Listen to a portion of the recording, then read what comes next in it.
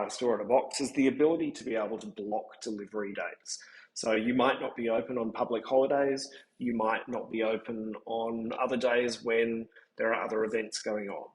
So go to your dashboard, then click on Settings, Delivery Options, and then Blocked Delivery Dates.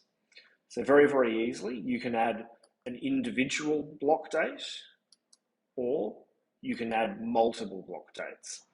In this case, we're going to go and add a single block date. So we're going to go public holiday. Make this descriptive because this is what the customer will see when they try to choose this date, and then we choose the date. So let's choose Friday the 4th.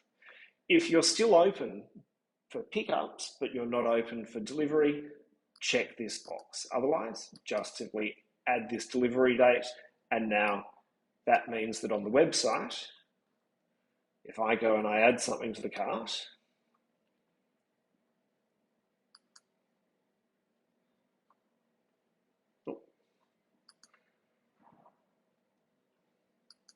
and then I go,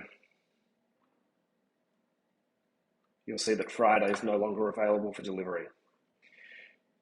If you're wanting to add multiple delivery date blocks, go back to Settings, Delivery Options, Block Delivery Dates, add multiple block dates.